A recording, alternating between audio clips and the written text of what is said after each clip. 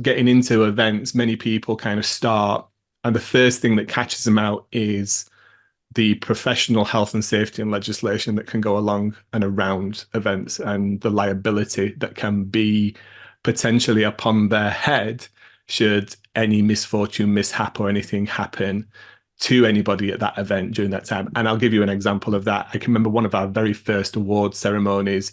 We had the kind of winners photo right at the end of the show on the stage. And at the back of the stage, there was a trestle table that the awards had been sat on, ready to be handed out to the winners. And one of the attendees decided to stand on that trestle table, and it folded on him, and he broke his nose. Now, luckily for us, he didn't point the finger at us. He didn't blame us for that. But in a world where potentially that can happen and people do point the finger, that was one of those moments where we were like, okay, health and safety is a real thing, liability is a real thing. And that's where, a lot of people kind of forget about it or don't realize when they first getting started. So that was one of the aha moments for us, shall we say. You are listening to Power Marketing with Kevin Lee. Kevin and his agency Did It have helped thousands of businesses win through superior marketing, as have his books, articles, speaking engagements, and the E-Marketing Association Power Marketing Podcasts. Here's Kevin. Events are back, and they seem to be back with a vengeance. So I'm super excited to be chatting with Adam Parry, who wears a bunch of hats that all revolve around events, primarily the Event Industry News, which is the publication for the industry. So, Adam, I'll let you introduce the events around the event marketing industry that you've launched in conjunction with the Event Industry News to start off with, and then we'll talk about the evolution of events pre and post pandemic. Yeah, absolutely. And first of all, thank you very much for inviting me on, and hopefully I can impart some nuggets of knowledge to your listeners. So, as you already said, I'm the founder, co-founder, and editor of a publication called Event Industry News. We are a global trade publication, and our readership are professional event organizers, but also anybody that's starting out. They've fallen into organizing events, as many of us do, and maybe they need some help and some resource and some knowledge and some direction on kind of how to do it more professionally. Ultimately, that obviously has led us to want to put our own events on, and we produce a number of events for event professionals. Our main focuses predominantly are in technology, innovation, sustainability, and accessibility. So those things actually go harmonious together, and most of our events are co-located because that's the most sustainable way to produce them. So we have those brands here in London, in the UK. Those events take place in November.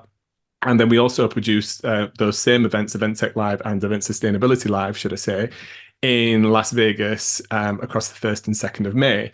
All our events are free to attend because we believe in free access to information, knowledge, and networking. And we believe that's the lifeblood of what makes events great, people coming together and kind of sharing that information and that knowledge.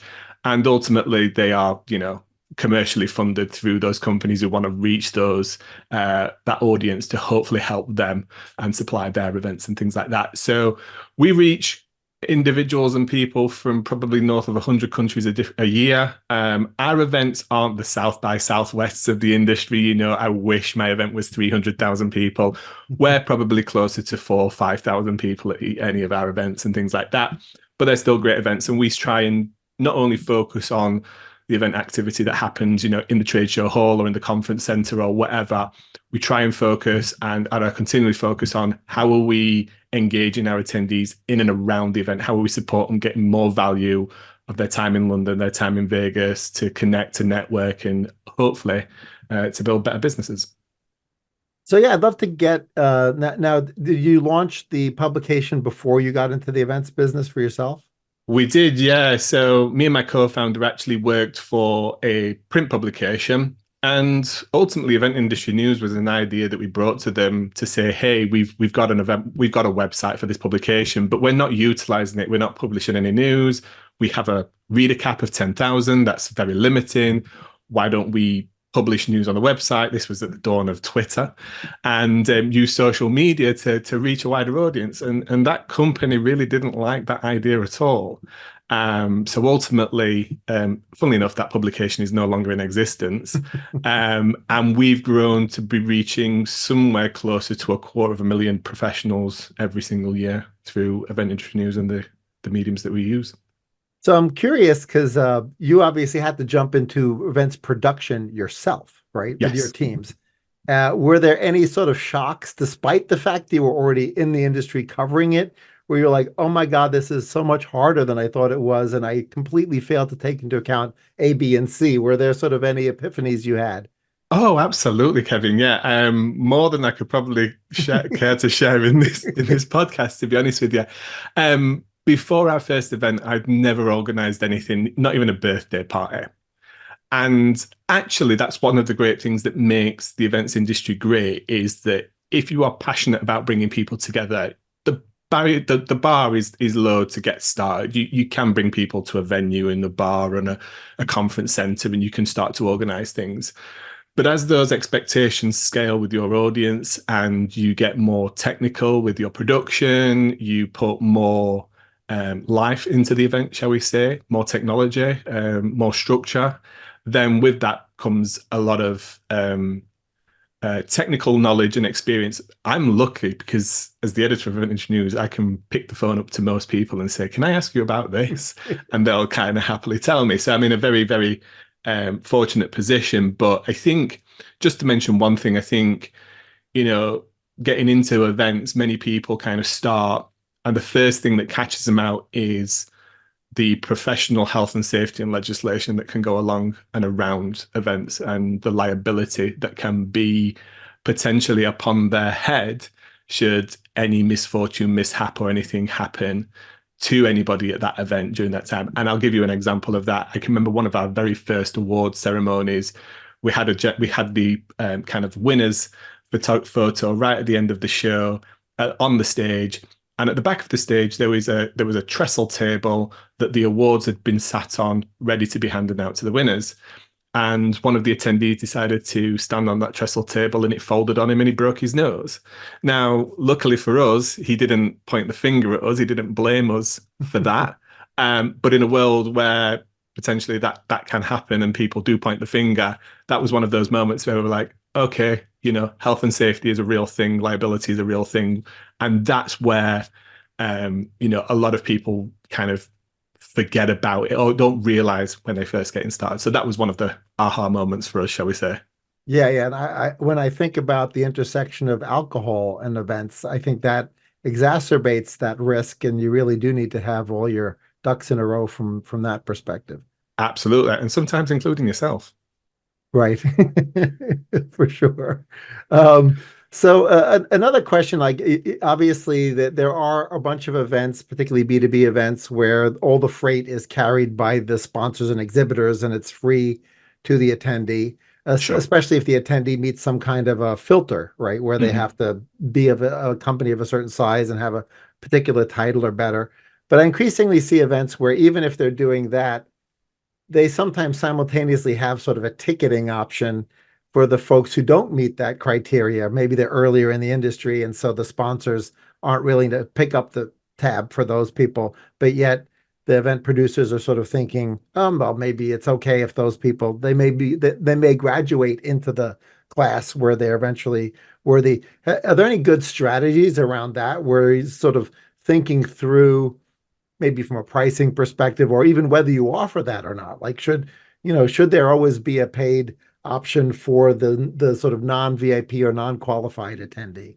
Yeah, there are so many strategies when it comes to pricing and structure and access and things like that. And ultimately, as any business owner, as any organizer, if you can charge at all ends and you can provide value, because that has to come with value, you can provide that value at all ends of the market, then you have the golden egg. If you can get $2,000-3,000 out of an attendee for them to come to your event, if you can get a sponsor to pay the big bucks, if you can get an exhibitor to pay the big bucks, if you can do all that, that is fantastic. But that's I would say that's extremely challenging unless you're extremely experienced and Mm, you have done a huge amount of due diligence over what you're launching and what that value is. A great example of that is an event that's in Vegas that's just recently launched, and I say recently over the past couple of years, called Manifest. Manifest has grown now to 6,000 attendees in the short space of a couple of years and has really hit on a niche and a need for that sector to come together and provide this event that helps them do business. And that is one of those events that can charge at one end. Some other people do use that though as a strategy to leverage exhibitors to provide value. So they use the exhibitors to drive attendees by giving them tickets of a certain value, which ultimately then those exhibitors offer out either free or very, very cheap rates to bring their customers and prospects in. And that's another great strategy in terms of that. One here in the UK that I've seen recently is a very, very small charge. We're talking like $15-20 to come to the event, an expo. And that company there is really just using that as a strategy of commitment. mm, Because if anybody registers for an event for free, then what real commitment is them coming up? right. One event that I really admire for what they did was Web Summit, when Web Summit For launched, sure. Yep. and that tactic of, let's have an alpha program for these companies that want to present. Let's give them a space for one day on the proviso that they buy 3 tickets to the event, which they can either use for their team or again distribute out. And that was really interesting to me in the ways that they obviously have a 3-day show, which compounded that by all these people having 3 tickets and only exhibiting for one day, which created an audience for the event. I think if you're charging for access to the event, your content has to be stellar, Mm, really, really strong. And I don't necessarily mean, getting the A-listers and those kind of high flying celebrities, because to be honest with you, what can you hear at an event that you've not heard on social media these days? But I think really well thought out content and really stuff that people go away with and makes an impact to their business and things like that. But it can be done. that's a great point. Have things changed dramatically post-pandemic versus pre-pandemic from a event planning and management and execution perspective? I think absolutely, yes. Now, I will argue just the same as I think you did at the beginning that events are back. I was at Excel just the other week and pretty much all the halls were busy with events and trade shows on. And that venue is actually expanding quite considerably over the next year, over the next few months to add capacity to that. So they're not going to spend, you know, north of hundreds of millions of dollars to expand the venue that's not going to get utilized. But what I am seeing as I think it's slightly more challenging for people to launch events at the moment. More established events that had that previous networking history before the pandemic, obviously they're kind of back to where they were previously. And what I'm seeing more as an appetite is people really wanting more than just the event as the experience. They are looking for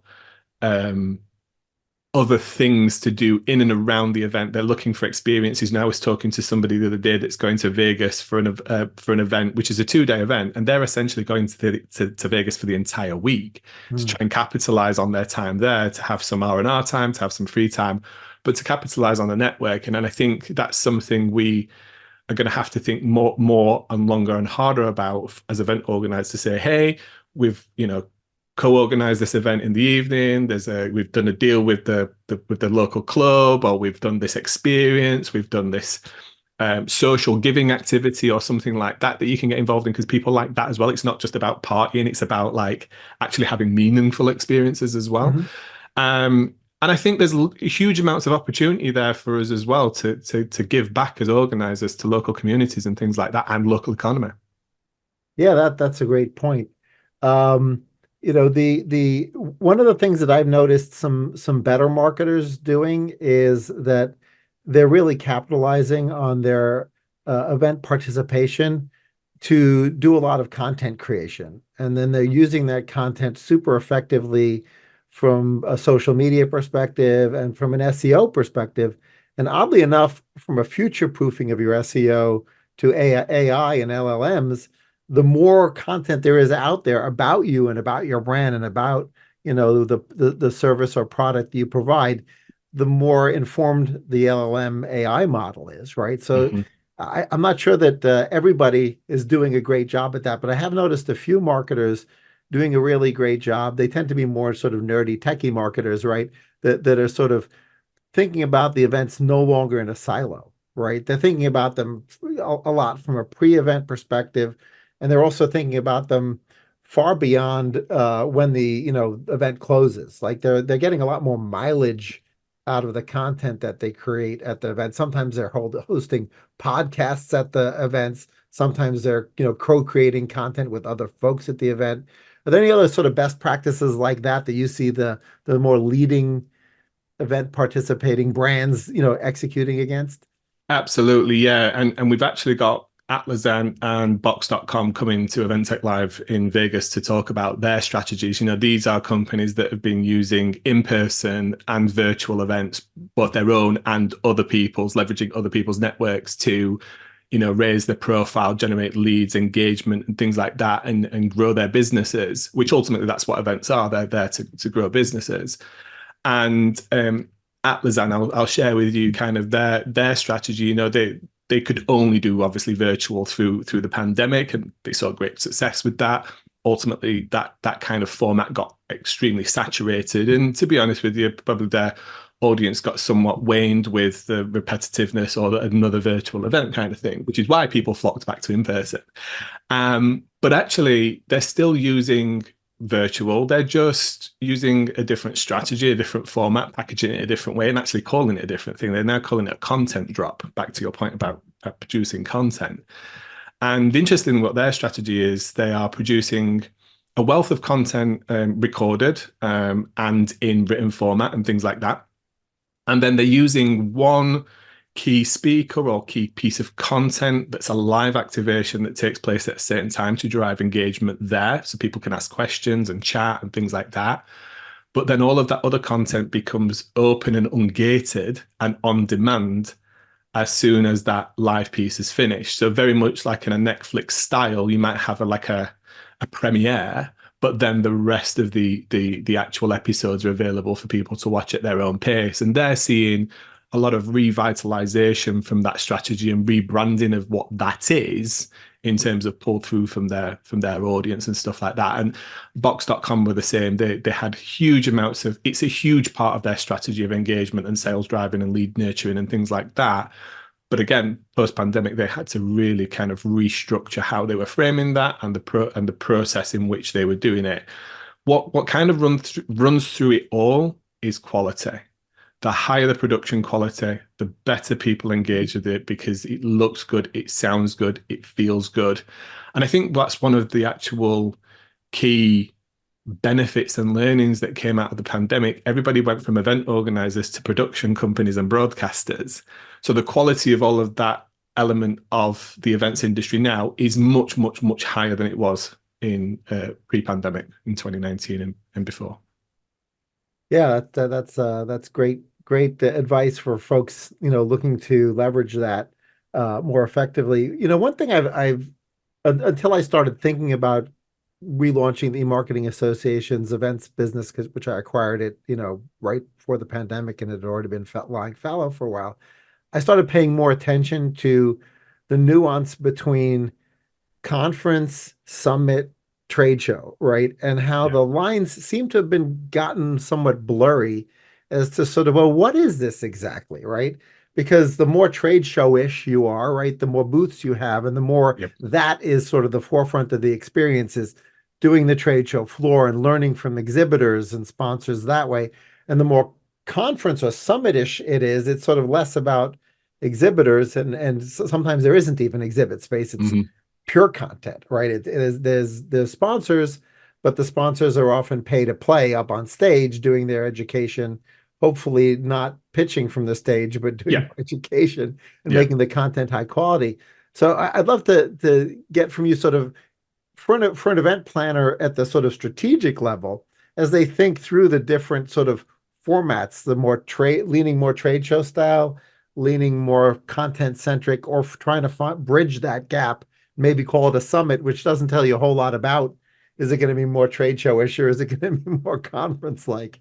Yeah, I feel like Summit's more of a marketing angle than that. It seems a little bit softer Right, in terms of the play. I'm going to a summit. It's like it right. feels good. Um, you know what? I think conferences are a great way to launch events for a community and focus on that content and build a lot of trust with, I'm not going to say very little, but less liability and gravitas that comes with a trade show.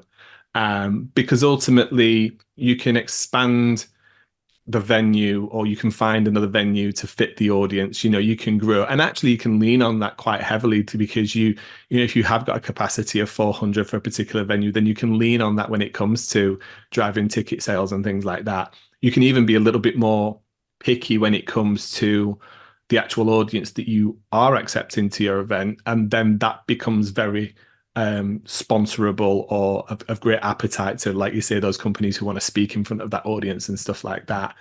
Um, from the upper end, though, conferences can become one of these things that are actually these behemoths that, then people start to struggle to find the true connections in them. They can become passive participants and things like that and stuff like that.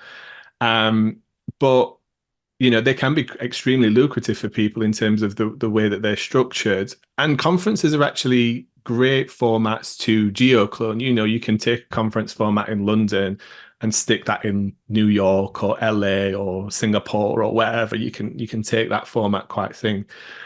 Exhibitions are extremely lucrative, in my opinion. They are great businesses to be in if you can find the right fit, the right market fit, and things like that. The pressure comes there is filling the show floor, because you set your stall out of like, we're going to have this many exhibitors and we're going to go for this and da da da, and then internet at venues is small deposits on houses and things like that from a cost perspective, so you have to factor that in. So I think what I notice is that you have companies that tend to lean in one direction or the other. You tend to have companies who really nail the conference format and produce multiple conferences, either for a vertical or multiple verticals over the course of the year, and they really roll that program out, maybe with awards programs to support that. And potentially more media-based companies tend to go conference route. Um, and then trade show organizers tend to be trade show organizers. They tend to be, and they end up having conferences and things like that through acquisitions and things like that. They Mm. kind of absorb them, shall we say, through, we want this trade show, it comes with this conference thing, da da da. I think what a lot of events are, what a lot of trade shows are becoming though, is convexes. So that hybridization of the trade show floor. So an example of the way that we produce it is we don't take the educational content off of the trade show floor and stick it in another part of the venue, off the floor or anything like that. We literally intermingle it in between the show floor, and then we use things like silent disco headset technology so people can focus in on the content. And the exhibitors actually really appreciate that because they feel like they're more engaged with the audience, they've got more visibility and things like that. So I'm obviously biased because that is our format, but that's my preference, because I feel myself as an attendee, when I'm going from the trade show floor to a conference room and back, and I feel like I'm constantly doing a lot of walking backwards and forwards and things like that. So that's my preference. And if anybody was kind of thinking of that mix of content and trade show sales and growth on that side of things, that's what I would honestly suggest they go down and look into that format. Yeah, I mean, when you mentioned that, I've had sort of flashbacks to venues where there's a significant number of steps between the trade show floors and the conference rooms where the content is. And any kind of misplanning of the time it takes to get back and forth ends up in potentially ruining the show. The other thing is that if there's nothing magnetic on the trade show floor to get the people through there, you can see the producers just struggling with a way to make the trade show exhibitor portion happy, right? Like, but if they didn't get the traffic, if the trade show floor was empty, a Mhm. ghost town, now you have exhibitors who are upset. So the venue ends up being so important from that perspective. And I hadn't really thought about it till you dragged the horror story up of me having to think like I have to decide, do I head out to the to the trade show floor, and they've got lunch there because that's the only way they could get me there, right? Yeah. And then but I also have these other events and the networking. So any best practices from a perspective of venue selection that includes sort of making the decisions between sort of the cheap cities from a hotel perspective, like the Atlantic cities and Las Vegases of the world, where the hotels to some extent are subsidized in some cases by gambling or whatever, Yeah. right? Versus the New York cities where the hotels are obscenely expensive and the venue spaces are sometimes expensive and sometimes reasonable, but your overall cost, all in is an order of magnitude higher, right? And so as a planner, you sort of need to weigh those things against each other.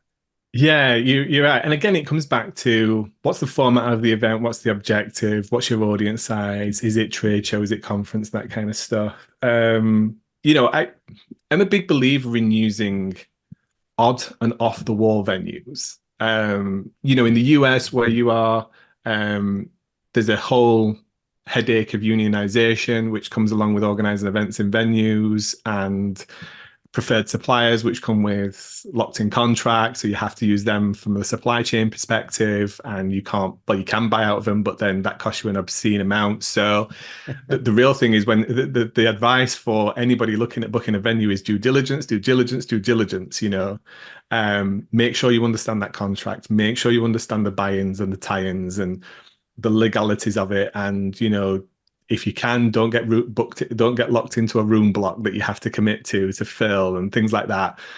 Which for anybody listening that doesn't know what a room block is, it's basically a commitment from a hotel that you're going to fill 200 rooms in the hotel as part of you hiring a space.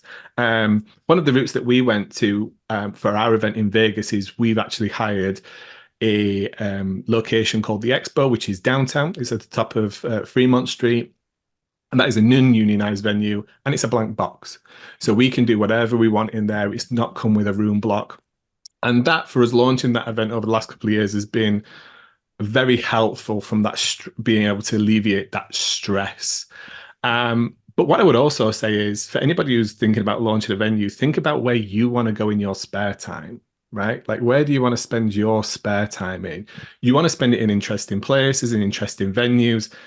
And hey, hell, if you can't do that, organize it at a hotel on the beach. Nobody ever complained about being next to the sea. Right. So, I think those kind of strategies, unique venues, odd places, different things, like you said, lots of people go to Vegas for events and Florida and places like that. So like, how can you think out of the box? And is there something that fits with your demographic? Like, does your audience demographic do a lot of skiing? So is Salt Lake City the place to go, kind of thing? Do you know what I mean? Mhm. Because then there's that attraction of like, oh, I can do business over here, but maybe I can spend the week and Right. skiing. So there's like that depth of thought that has to go into like, what does your attendee do in their personal life outside of that could attract them to our event? So events sometimes reach a certain tipping point in size where you would no longer use the word intimate to Mm, describe the networking, but yet sometimes people want to sort of retain that intimacy. So are there any strategies that have worked to sort of regain that intimacy as an event sort of breaks that 3, 4, 500, 600, 800, 1,000 person level? Are there ways to sort of restructure them, either from an agenda perspective or from a flow perspective, or like, segment the attendees in interesting ways to bring that intimacy back that a lot of people really seem to, after the fact, say, I really enjoyed the conversations in the bar or whatever. And you find that a lot of the gigantic places lose that. I mean, it's hard to be intimate at CES, for yeah, example. yeah, it is. It is. And it's about, like you say, it's about being that curator and that facilitator of those opportunities to meet and connect and things like that, right? And again, you have to break it down to what does that attendee look like? I think first time and networking events are a must, a fantastic thing. There's so many people that have never experienced an event before, never been to it, and them coming back is really dependent on them making connection. And there's nothing better than two people standing across from each other going, "Oh, it's the first time." So like those barriers are broken down straight away. People are much more relaxed. What are you expecting? What are you doing? All of those questions flow. Networking experiences like, there's always a group of people that love to run. So why not put on the running event? I think I've seen one event recently just pop up recently that's doing a pickleball tournament. I know that's a new thing. Lots of people are getting into pickleball. So get people together on physical activities. Back to my other point earlier of are there other social giving engagements that can be curated around the event? Is there an engagement with a school or a charity or something like that people will be like, I want to give my time to do that. That's a great experience. I love being a part of that and part of that event. I think the thing that we fall into quite often is alcohol related social activities. And that's not for everybody. So we have to consider those people that don't drink or can't drink or won't drink, and how else do we facilitate that networking, defaulting to let's go to this bar and let's just get drunk and wasted the kind of the main evening of the end. That still happens, and don't get me wrong, it still has its place, but our audiences are more than that. I think I've even come across events which are doing high hours rather than happy hours. There's that kind of audience at your event that just want to have something that's a little bit more relaxed and a little bit more chilled and things like that. And obviously within the right environment and things like that, you can facilitate that. So, I think there's so many strategies of the ways that you can create intimacy and connection on people that are like-minded. Buddy systems are great, people that have experienced with new people, helping networking. I think technology can play a role in that, but technology is not the savior for it. If you think people are going to jump on apps and automatically make connections and make loads of friends and then meet up at the trade show or the event, that's just not how it happens. Do you know what I mean? It's not like that. But one great company that I will give a shout out to, and I've only just recently come across these, is a company called Jam Packed.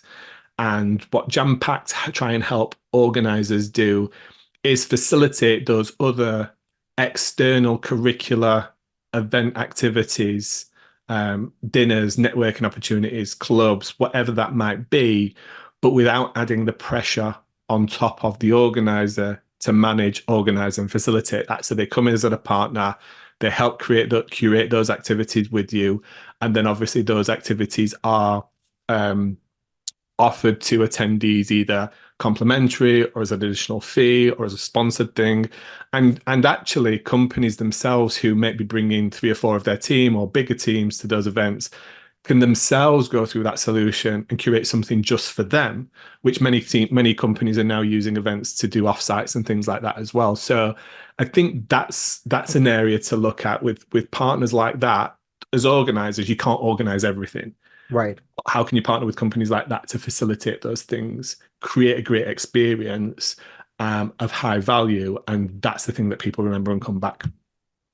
Yeah, that leads me to a really fun follow-up question. Increasingly, I've seen sort of different flavors of co-location occur with regards to events. Sometimes it's that folks with a similar audience actually collaborate and just say, well, if you're going to be there and I'm going to be there, we'll have separate tickets. We won't necessarily recognize that the people can go back and forth with the same badge, but we can collaborate. Then there's the folks who sort of piggyback on events and say, oh, there's this gigantic event.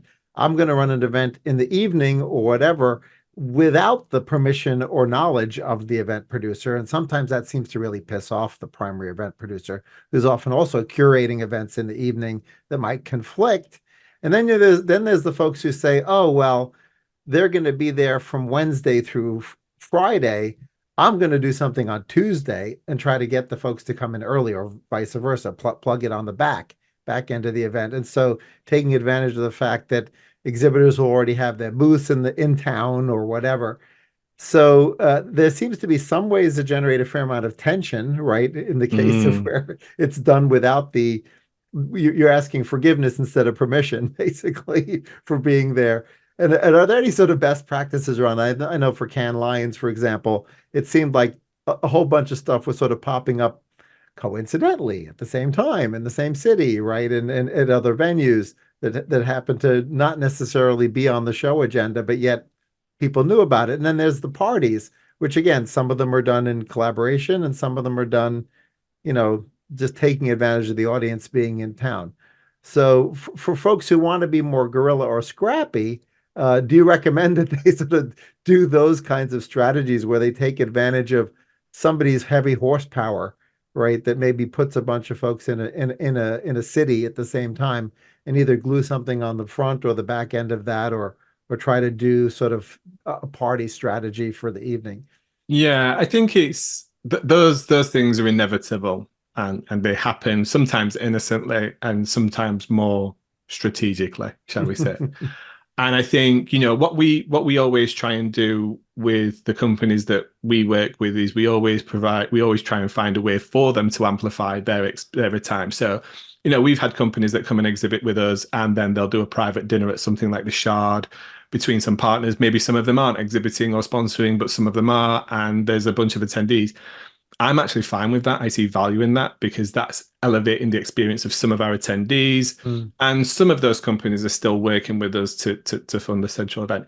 If somebody was to create some kind of trade show model or something similar to ours at the back end of I often get asked, oh Adam, why don't you take your brand and run something alongside this trade show over in this place around the same time or anything like that. That for me is not cricket because that's antagonistic. It doesn't feel right.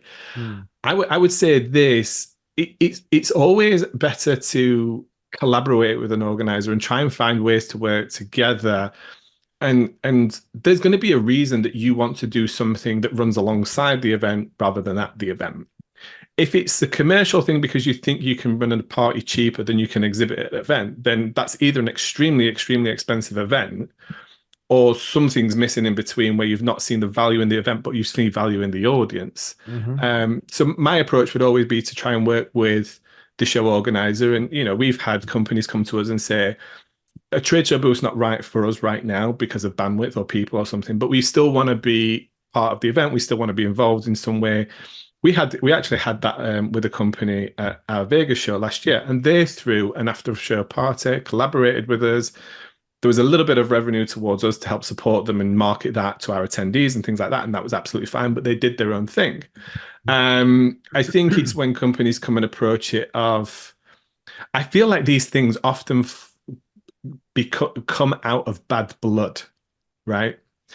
Somebody's been disgruntled somewhere along the way, and they were like, pardon my French, screw that event, we're going to do his own thing, kind of thing. Yeah. So maybe that's back to the organizer on that side of things. But yeah, I think it's inevitable. You can't avoid it. For any company that wants to do it, there's no rules to it. Do you know what I mean? There's no rules to it. But don't be don't be surprised if the show organizer comes in and makes your life hard. If you know what Yeah. I mean? Right. It does sound though like your recommendation for show organizers, and particularly those in sales at the show organizer who would, typically have prepackaged sponsorships at all these various tiers, that the sales team should potentially be a bit more flexible in being willing to collaborate with somebody and say, well, this isn't on our menu, right? But if we can find a way to collaborate, it may not be something that we had thought of ahead of time, but let's kind of have a conversation about it, right? Because if it is actually a rising tide that floats all boats higher, they should perhaps be a little more flexible and not work exclusively off of that menu. Now, that may be more difficult when it's something owned by Informa or Emerald or a gigantic organization, but certainly for the more independently run event organizers, maybe the sales team should have a little more flexibility than just stuff that was pre-printed on the prospectus. Yeah, and our strategy around that is, okay, so let's say a company, a big trade show booth's not right for them, is a smaller trade show booth, just so they've got some presence at the show. Could be a Yeah. one man stand. Yeah. Better than not having anything, but then invest that money in doing something around the show with our help that adds value to them and to Right. us. Maybe that's a super high-end VIP dinner that they're basically all funding, and we get to send all our VIPs to this, and they're looked after and things like that. Great experience for them. We've not had to pay for that, but then there's still some presence at the show. So there's like that value exchange potentially Yeah. between the show organizer and things. I think it's quite easy to get caught up in my show needs to scale and grow and grow and grow and grow, and all of these companies just need to book more square meters, square feet, and grow that way. But I think there's more than one way to skin a cat. And I look at, I've had customers who have had very prosperous times and very hard times. And we don't deal with them any differently because they're scaling their investment back one year to the next. Our approach is always try to create really, really long-lasting relationships, but on the understanding that those change from time to time. The direction, the initiative, the budget availability from companies changes all the time. You can't just expect companies to continually grow and invest in bigger and bigger stands, or even sometimes the same thing that they've had for years. Right. You've got to find different ways to collaborate with people. So what has you excited about the industry as a whole and potentially your show coming up? Is there anything that sticks out for you? Well, I'll not talk about my show too much because we've kind of touched on it a bit already. I think, I think, like you said, the industry's coming back. I think there's a huge opportunity for us to attract a much wider net in terms of talent acquisition into the industry. I think events are always going to be the lifeblood of people coming together and that real pure connection of things. And that's not just trade shows and conferences, that's festivals and going out to gigs at the weekend and all that kind of stuff. I think as an industry, what I'm really hopeful for is we've really started to take a hard look at sustainability when it comes to our events. We ultimately ask people to come long distances and build things and create things for very, very short periods of time. And there are some great organizations out there, both professionally and as associations and things like that, that are kind of really taking a hard, cold look at that of like, okay, our part in it, travel aside, because airlines and things like that, they're taking care of aviation and things. But like from what we do as an event, what can we do? And that's just not ecological, that's social. So that's accessibility, diversity, inclusion, that's governance, that's giving back. So I think I think the events industry will be much better for that, because if you start to look at some of the statistics, when you start to look at people with that have accessibility needs, right? I think it's an average of something at the moment, and please, if I'm quoting the statistic wrong, I do apologize, but I think I'm recalling it right. It's something like 1 in every 10 people of working age have some accessibility need, but that's not necessarily reflected as what we see in the attendance of events. Right. And that's often because as show organizers, we're not necessarily conveying and communicating well enough all of the things that we are doing to try to make that event accessible. So my top tips there are, communicate the accessibility of the venue that you're in, communicate anything that you're doing on the show floor or at the event. Are you, closed captioning is something that we've seen for a long, long time, but is really only starting to really come into the events industry now. So people who are hard of hearing can read, or, the other people that need to read things and things like that. So translation as well, we often only produce content in English, but our audiences are diverse and multicultural, and English is not necessarily their first language. So again, we have taken the steps and investment into using AI and technology to translate all of our content live into multiple different languages so people can listen to it in their preferred language. That's awesome stuff. I look forward to keeping up with the industry as a result of your publication and your events and such. So thanks so much for joining me, Adam. Thank you for having me on, Kevin. Kevin Lee's Power Marketing is available on all your favorite podcast networks. Kevin loves helping businesses excel at marketing. Having marketing challenges? Just like Santa in The Miracle on 34th Street, if Kevin can't help you, he'll know someone who can. Find him on LinkedIn, subscribe, or follow.